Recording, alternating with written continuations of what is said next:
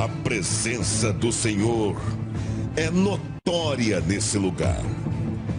Sejam bem-vindos ao Culto da Laje. Meus irmãos, a paz do Senhor Jesus. Pegue a sua Bíblia, por gentileza. Atos dos Apóstolos, capítulo de número 12. Atos, capítulo de número 12. Enquanto você procura, eu quero louvar a Deus pela oportunidade de estar reunido junto a vocês aqui para esta noite adorar ao nome do Senhor Jesus. Deus em Cristo continue abençoando a vida de cada um de vocês, tá bom? Pastor Carlos, Deus abençoe. Eu já estava com saudade do Senhor, hein? Deus abençoe sua vida, tá bom? O Senhor sabe que o Senhor mora no meu coração. Eu estou acompanhado, gente, do diácono Eduardo, é um amigo, e a varoa não veio hoje porque o neném está fazendo mais um mêsinho de vida, então 3 meses, e aí está tendo uma confraternização lá em casa, para agradecer a Deus, né, por tudo que Deus tem feito. Atos capítulo de número 12, eu ia pedir o profeta ali, depois se tiver como me ajudar no teclado ali, eu vou te agradecer, Vaso, tá bom? Atos capítulo de número 12, Deus continue abençoando todos os obreiros desta igreja, toda a liderança, tá bom? Quem encontrou, diga eu achei. Por aquele mesmo tempo, o rei Herodes prendeu alguns da igreja para os maltratar. Mandou matar à espada Tiago, o irmão de João. E vendo que isso agradava aos judeus, continuou mandando prender também a Pedro. Isso aconteceu no dia dos pães sem fermento.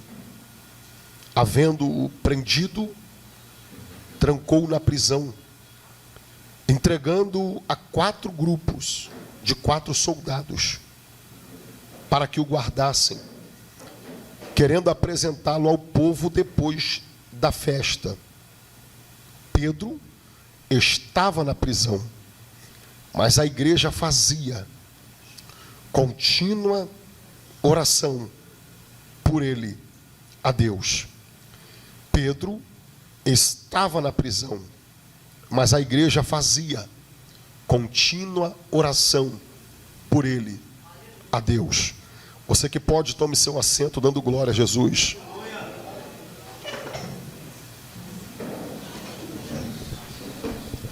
Meus irmãos, esse texto que nós acabamos de ler aqui fala-nos a respeito de uma perseguição. A igreja está sendo perseguida. O autor desta perseguição, o protagonista desta perseguição, é um homem chamado de Herodes, conhecido aqui como Agripa I. Herodes era filho de um homem chamado Aristóbulo, irmão de uma mulher chamada Herodias. Herodias foi aquela que casou-se com Felipe e depois casou-se com o irmão de Felipe, chamado de Herodes Antipas. A história diz que Aristóbulo, o pai de Herodes Agripa, morre no ano 7 a.C. Ainda muito novo, Herodes é levado à corte imperial romana. E quando ele chega, ele vai manter um elo de amizade muito forte com um jovem chamado de Calígula, que ao subir ao poder, dá a ele o direito de governar, de reinar sobre a tetrarquia de Felipe. Um tempo mais tarde, o imperador Cláudio também dá a ele o direito de governar, de reinar sobre a tetrarquia que outrora era de Herodes Antipas. Herodes Agripa I está governando, reinando agora sobre Galiléia, Pérea, Judéia e Samaria. Agripa sabe que precisa pagar o favor que os romanos o fizeram. Ele sabe que o poder que tem vem de um favor que os romanos fizeram a ele. Então, ele vai pagar o favor que os romanos o fizeram. Renan, qual é a moeda que Herodes usa para pagar o favor que os romanos o fizeram? Herodes começa a perseguir a igreja. E por que persegue a igreja? Persegue a igreja porque ele entende que perseguir a igreja agrada não só aos romanos, mas também aos judeus. A prova disso é que quando Herodes mandou prender alguns da igreja, lançou mão de alguns da igreja, entre eles foi um homem chamado de Tiago, o irmão de João. Quando Herodes manda matar Tiago a fio de espada, o texto diz no versículo de número 3, vendo que isso agradava, e vendo que isso agradava. Herodes percebeu, pastor Carlinhos, que perseguir a igreja agradava muita gente. E foi por isso que Herodes continuou a perseguição. Mandou matar Tiago a fio de espada. E depois da morte de Tiago, Herodes manda prender o Pedro. E qual é a intenção de Herodes? A intenção de Herodes não é só colocar Pedro dentro da prisão. A intenção de Herodes não é só ver Pedro atrás das grades. O texto diz que a intenção de Herodes era apresentar o Pedro depois que a festa acabasse. Para quê? Para matar o Pedro. Porque a intenção de Herodes é acabar com a igreja. Há aqui uma prova de que há um projeto demoníaco, há um projeto diabólico. E quem está sendo usado para que este projeto seja concretizado é Herodes, perseguindo a igreja. E por que você acha que há um plano do diabo para acabar com a igreja? Porque além de matar Tiago, Herodes manda prender o Pedro com a intenção de matar o Pedro. Quem é Pedro aqui? Pedro aqui, abaixo de Cristo, é a liderança da igreja. Em um diálogo em Mateus 16, Jesus está dialogando com os discípulos e ele faz uma pergunta para os discípulos. A pergunta é: que dizem os homens que eu sou? Aí um dos discípulos levanta dizendo: mestre, alguém diz que tu és Elias. Outro levanta e diz: uns dizem que tu és Jeremias. Alguns levantam dizendo: mestre, há quem diga que tu és um dos profetas. Aí o Pedro levantou e disse: tu és o Cristo, o Filho do Deus vivo. Jesus olhou para Pedro dizendo: Pedro, isso aí não foi carne e não foi sangue que te revelou, mas o meu Pai que estás no céu. Também te digo que tu és Pedro. E por que Jesus diz para Pedro que ele agora é Pedro e não Simão Pedro? Porque o certo era Jesus olhar para o Pedro e dizer para ele: Pedro, também te digo que tu és Simão Pedro. Mas por que Jesus tira Simão e deixa só o Pedro? Porque Simão é uma corruptela do nome Simeão em hebraico. E quem foi Simeão? Simeão foi aquele irmão de Diná que fez pacto com os siquemitas e depois voltou para matar todo mundo. Simeão é quem não tem palavra. Simeão é quem promete e não cumpre. Simeão é inconstante. Simeão é aquele que um dia está bem, outro dia está mal. Um dia está crente, outro dia está descrente. Jesus olhou para Pedro e disse: Pedro, eu vou edificar a minha igreja, mas não é sobre Simão, é sobre Pedro, fragmento de rocha. Porque não dá para edificar a minha igreja em cima de gente inconstante. Pedro, entenda uma coisa: eu vou edificar a minha igreja em cima de gente que vai ser caluniado, mas não vai parar. Em cima de gente que vai ser apontado, mas não vai parar. Em cima de gente que vai sofrer, mas não vai parar. Pega a mão de alguém que está do teu lado e diga para ele: é por isso que Jesus edificou a igreja em cima de Pedro. Porque nós não podemos parar, nós não podemos desistir. Aí ele diz mais, ele diz: e as portas do inferno não prevalecerão contra a minha igreja. Diga para alguém: não há obra de macumbaria, não há obra de feitiçaria, não há dedo apontado que vai parar a igreja de Jesus Cristo. Deixa eu ver quem acredita nessa palavra. Levanta a tua mão para o céu, abre a boca para adorar Jesus aí. Aleluia. estou sentindo Jesus aqui, pastor Carlinhos. Calacémia, Naragawa. Sacode esse crente que está do teu lado. Diga para ele: eu sei que segunda-feira é um dia cansativo. Diga para ele: mas já que você veio, entrega o teu melhor nessa noite. Mostra para Satanás que quem manda na tua vida é Jesus de Nazaré. Você não vai parar. Aleluia. Perder a liderança da igreja, pastor Carlos. E é por isso que Herodes quer matar o Pedro. Sabe o que é interessante, gente? Meu amigo do teclado, seu nome é Wiglerson. Acertei? O texto diz que depois de matar Tiago, manda prender Pedro para matar Pedro. Só que se a intenção é acabar com a igreja, se a intenção é destruir a igreja, por que não mata logo o líder? Por que precisa matar Tiago? Não tem lógica matar o liderado para depois matar o líder. Se quer acabar, se quer destruir, mata o líder, a igreja acaba. E nem por que não matou logo Pedro? Por que teve que matar Tiago? Porque dos 12 discípulos de Cristo, Jesus tinha 3 seletos que caminhavam com ele, que estavam próximos a ele, que no momento da angústia, da oração, Jesus chamou eles para orar. Pedro, Tiago e João. Esse Tiago que morre a fio de espada é irmão desse João, filho de Zebedeu, que caminhava com Jesus, que estava próximo de Cristo, que tinha intimidade com ele. Por que Herodes não matou Pedro? Por que Herodes tinha que matar Tiago primeiro? Porque Herodes sabia que não dava para tocar na liderança da igreja sem antes matar os crentes que tinham intimidade com Jesus. Na cabeça de Herodes, eu preciso matar quem ora primeiro. Na cabeça de Herodes, eu preciso matar quem se consagra primeiro.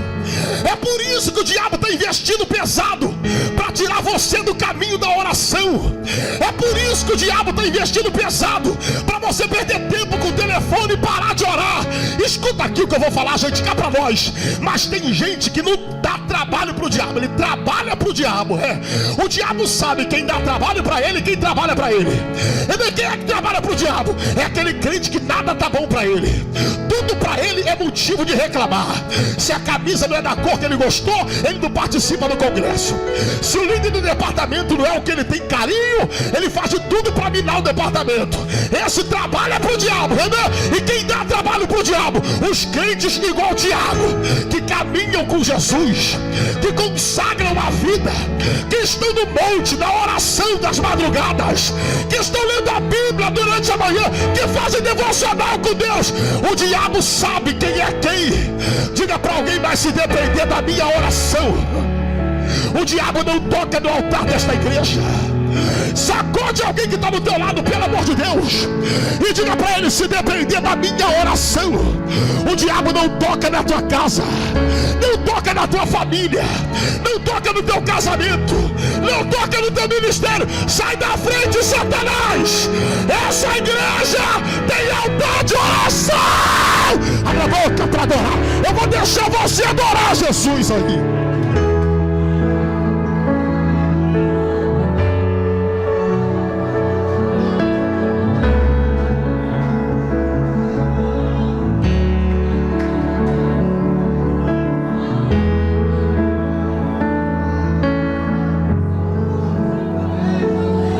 Diga para alguém: a oração tem poder de mudar decretos. Oh, glória! Sabe, pastor Carlinhos, eu tive a oportunidade, o privilégio de visitar a Terra Santa. Quando nós fomos a Israel, eu tinha muitas perguntas, muitas questões para entender. E assim que chegamos lá, eu queria saber qual era a maior economia, o que fomentava o comércio, o que fazia a engrenagem econômica girar. Eu achava que era o turismo,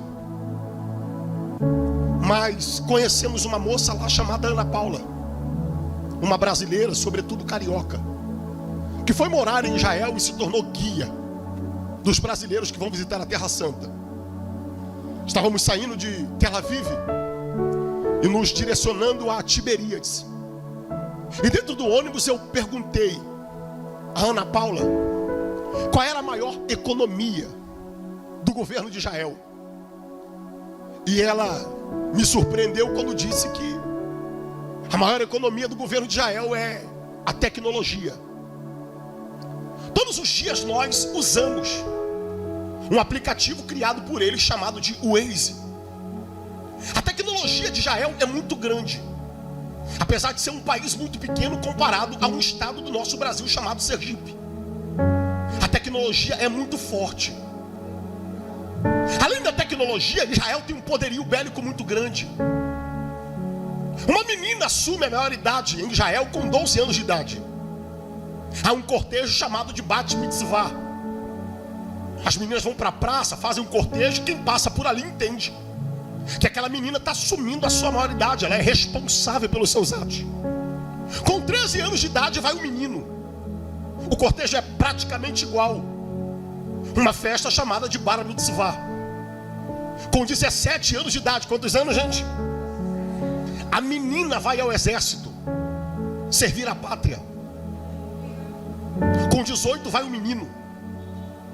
E olhe para cá, em Israel, quem não serve ao exército, quem não serve à sua pátria, não serve para nada. E não é por quê? Porque em Israel você pode ter um currículo muito bom, mas como Israel é um país que vive sob ameaça de guerra, se o seu currículo for bom, mas se você não tiver experiência para defender a sua pátria, a vaga não é sua. A vaga é de quem não tem um currículo bom, mas tem experiência na guerra.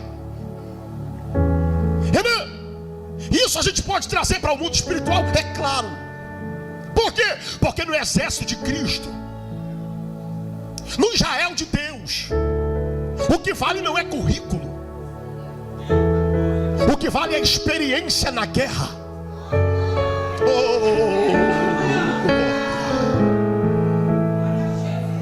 Os irmãos de Davi tinham um currículo.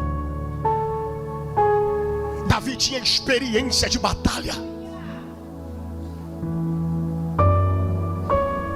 É comum você ver nas ruas de Israel meninos e meninas andando com fuzil atravessado, saindo de Jericó e voltando.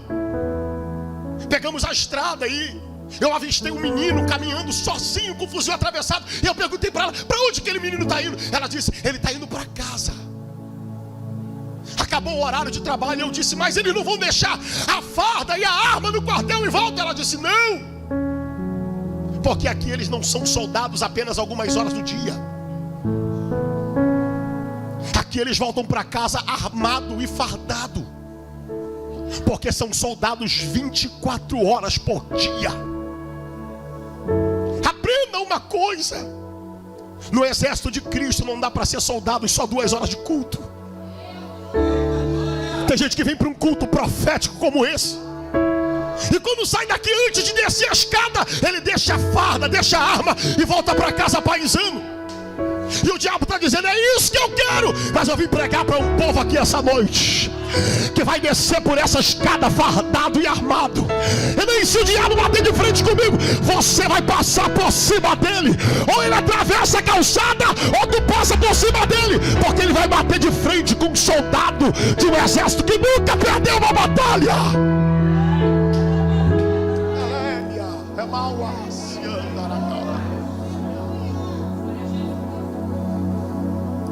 Quando eu perguntei qual era a maior economia, eu também quis saber qual era o maior gasto do governo. Ana Paula disse para mim que o maior gasto do governo de Israel é com a oração. Ela me explica isso. Todo homem que decide viver uma vida dedicada à oração em Israel. O governo banca ele. Ah, se essa moda pega no Brasil, irmão. Bolsa Oração. Vai no mercado, faz as compras. E o caixa pergunta, vai pagar como? E a gente diz, vou pagar com a oração, poxa.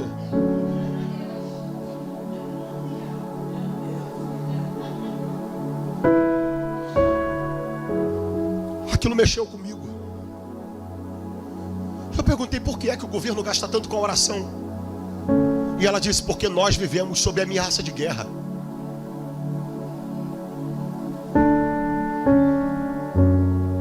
Eu disse, mas o poderio bélico de vocês é muito grande. Os jovens são preparados para guerrear. A tecnologia de vocês é muito forte. Para que gastar tanto com a oração? E ela disse para mim, porque a nossa confiança não está na tecnologia. A nossa confiança não está no fuzil. A nossa confiança ainda está no poder da oração. Pega a mão de um crente ligado que está do teu lado e diga para ele, pelo poder da oração, toda obra do diabo vai ter que cair esta noite. Diga para ele, é pelo poder da oração que todo espírito maligno vai cair por terra esta noite. É pelo poder da oração que portas vão se abrir no ano de 2025 para a tua vida. Diga para ele, tudo que o diabo tentou travar para você em 2024, em 2025 se abrirá, destravará, pelo poder da oração. Abre a boca para adorar a Jesus aí.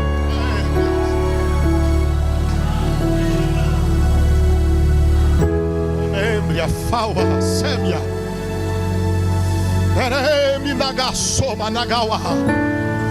Levanta a tua mão direita para o céu, levante. Levanta a tua mão esquerda para o céu, isso. Eu vim profetizar para quem trouxe mão para levantar e boca para dar glória. Pelo poder da oração nesta noite, todo mal vai ter que cair por terra contra a tua vida agora. Toda obra que fizeram contra a tua casa, contra a tua família, vai ter que cair por terra nesta noite. Eu vou te dar alguns segundos para você abrir a boca e adorar Jesus aí. E enquanto você adora, tem demônio batendo em retirada. Para cada glória que tu vai dar, é o demônio que vai cair aqui. Abre a boca para adorar. Eu vou deixar você adorar Jesus aí.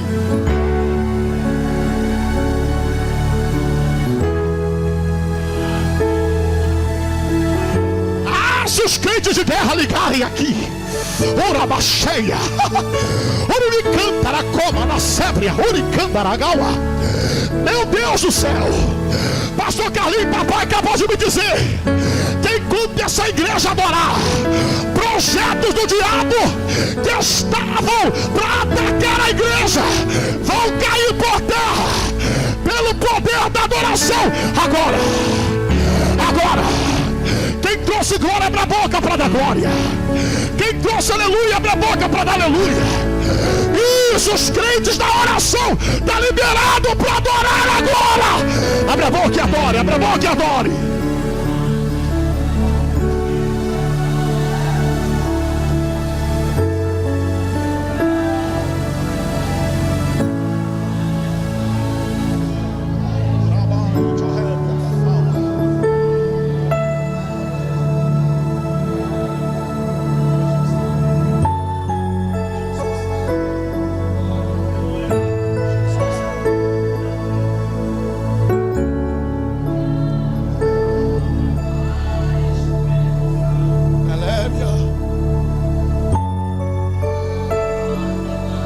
Crente ligado do teu lado, tem? Pega a mão dele, aperta a mão dele até ele reagir no glória. E diga para ele, tua casa está guardada pelo poder da oração.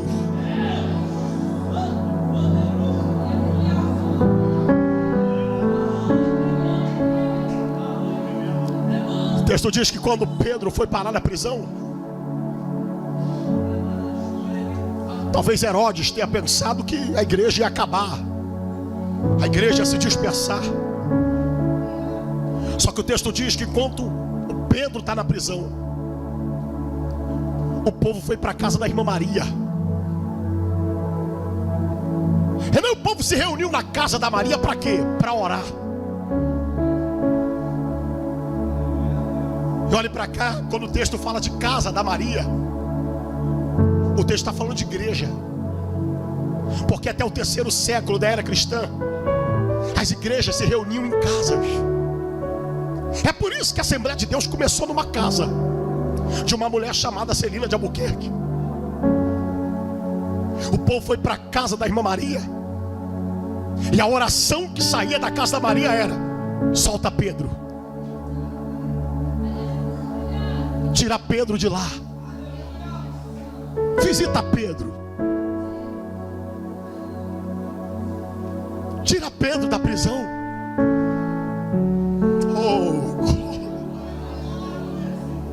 E como que é a oração? Contínua.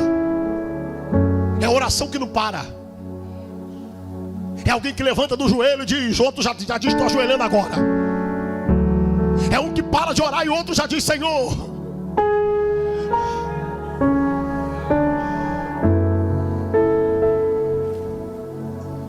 ouve a nossa oração, tira Pedro de lá, Senhor. O texto diz que enquanto a igreja está orando na casa da Maria, o anjo visita a prisão. Então, a Bíblia está dizendo para nós que enquanto a igreja orava na casa, o anjo não visitou a igreja, o anjo visitou a... Então o que o texto está dizendo para nós é que enquanto a gente ora aqui, a irmã lá atrás entendeu, o anjo está visitando alguém da nossa casa essa noite. Diga para alguém, enquanto a gente orar vai ter livramento de morte, enquanto a gente orar vai ter libertação. Fala para alguém, ninguém vai ficar preso, ninguém vai morrer, alguém vai ser tocado pelo anjo essa noite. Maragawa, que minha selva, domina Sérvia. Oh, é minha face. Tem laço de morte sendo cortado pelo poder da oração. Pedro não vai morrer.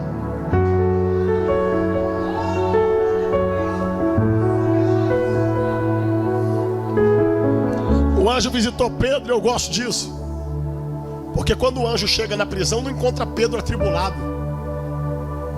Quando o anjo chega na prisão, encontra Pedro dormindo. A pergunta que não cala: como é que Pedro consegue dormir, diácono Eduardo, sabendo que há um decreto de morte contra a vida dele?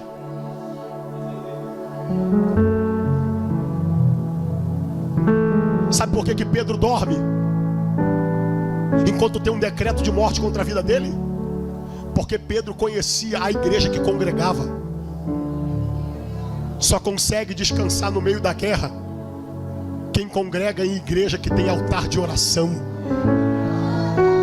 Se você vê um crente muito atribulado por aí no meio da guerra, pode ter certeza, ele não congrega numa igreja que ora. Porque quem congrega em igreja que ora descansa no meio da guerra, descansa no meio da batalha.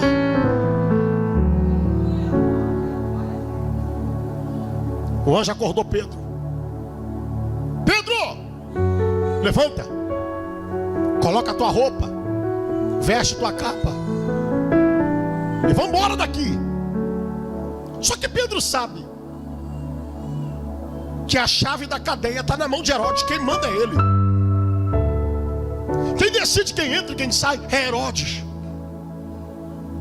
Na cabeça do Pedro, como é que eu vou passar por essa porta se o anjo veio para me tirar, mas não trouxe a chave? Na cabeça do Pedro, vai ter que fazer uma força para a porta abrir. Só que o anjo está dizendo: Pedrão, vamos embora. Porque quem anda debaixo de oração não faz força para a porta abrir. A gente vai caminhando e as portas vão. Fala para alguém, sabe qual é o segredo de porta aberta? É só caminhar com Deus e acreditar que a oração tem poder de abrir porta.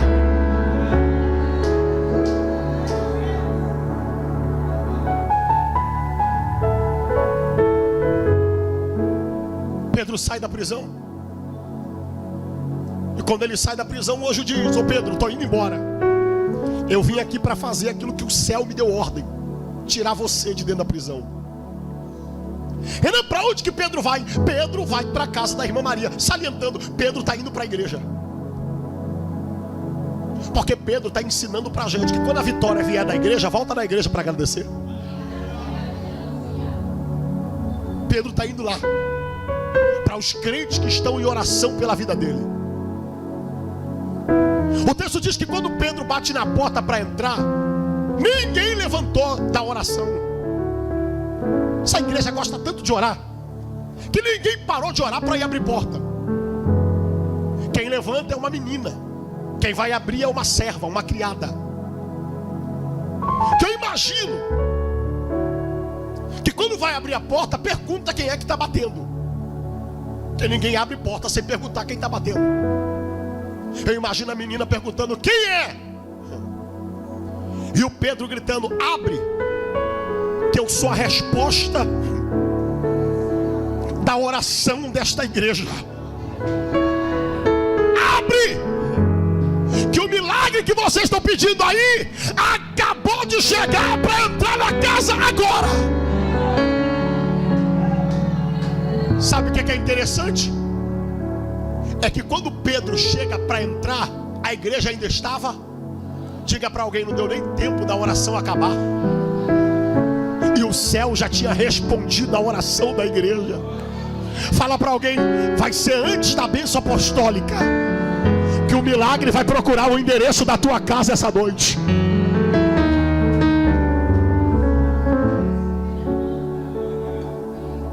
Pedrão entrou, pastor. Eu imagino Pedro entrando com o pé na porta, né? Fala para alguém, vai ser assim nesse ano de 2025. O milagre vai entrar com o pé na porta na tua casa.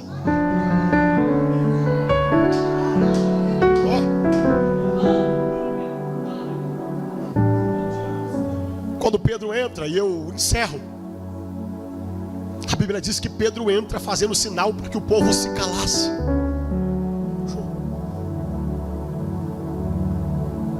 Pedro entra dizendo: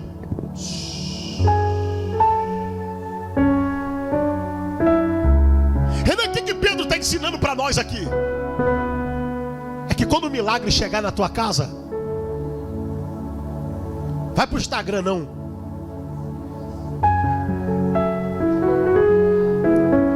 Renan, mas eu tenho 20 mil seguidores no meu Instagram. E você acha que todo mundo que te segue quer ver teu bem?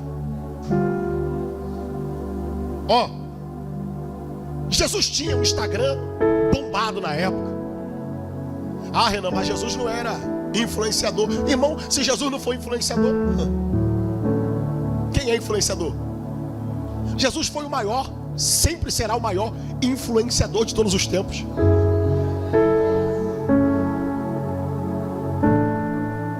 Cerca de 5 mil homens caminhavam atrás de Jesus todos os dias. Uma conta muito simples, se contarmos mulheres e crianças, cerca de 16 a 20 mil pessoas. Dessas 20 mil que seguem, que estão vendo os stories, que estão rolando o feed do Instagram dele, apenas 12 caminham com ele de verdade. Dentro dos 12, um ainda traiu. E você está achando que todo mundo vai bater palma para a tua vitória. Sabe o que Pedro está ensinando para a gente? Quando a vitória chegar, faz barulho não. Diga para alguém, o que ninguém sabe, ninguém estraga.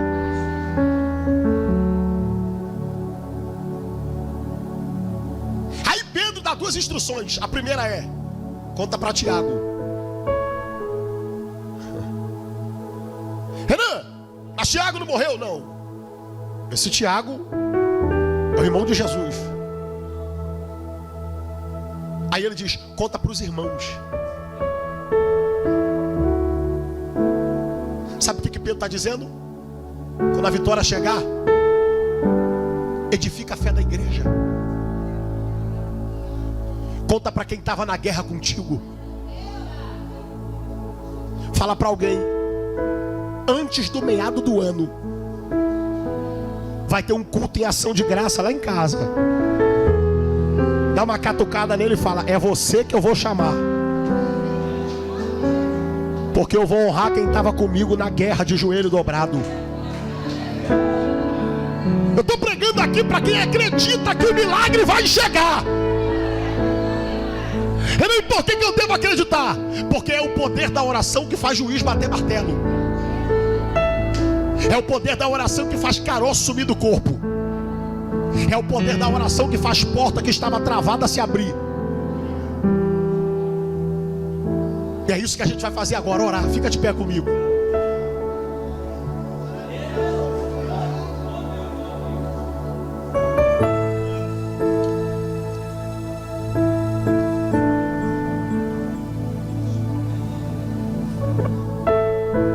Porque eu creio que é a oração que vai abrir porta para a tua vida esse ano. É pelo poder da oração que a chave vai virar na tua vida esse ano. É pelo poder da oração. Prepara aí para você me ajudar no louvor. Já Deus te usar, eu sei que Deus já colocou alguma coisa no teu coração. Eu queria que você procurasse alguém agora. Você vai orar junto com alguém. Ah, mas pastor, quem está na prova sou eu, quem está na luta sou eu. Escute, a Bíblia diz que Deus mudou o cativeiro de Jó enquanto ele orava pelos seus amigos. Não foi enquanto os amigos oravam por ele, foi enquanto ele orava pelos seus amigos. Procure alguém agora, dê a mão a esse crente, e você vai orar pela vida dele. Você vai orar pela vida dela. Renan, por quê? Porque tem gente que subiu essas escadas debaixo de guerra.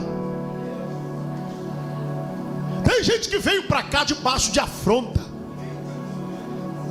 E enquanto tem gente torcendo para o culto acabar, tem gente torcendo para isso aqui virar vigília, porque ele tem uma guerra para enfrentar quando chegar em casa. Você vai orar por esta pessoa. E eu queria ouvir barulho de oração no meio da igreja. Ore pela vida dele. Ore pela vida dela. Isso, aumenta o nível. Abre a tua boca para orar agora. Porque enquanto você ora, o Senhor vai dar ordem. A Bíblia diz que enquanto Daniel orou, Deus enviou a resposta. O príncipe da Pérsia tentou travar, mas Miguel foi enviado para entregar a resposta. Ore agora, igreja. Ore agora. Ore agora. Clama a mim e anunciar-te-ei coisas grandes e firmes.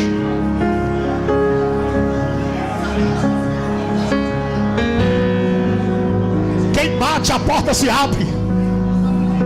Quem busca, encontra. E quem pede, recebe. Isso. Isso. Isso. Ora, igreja, ora, igreja, ora, igreja, ora, igreja.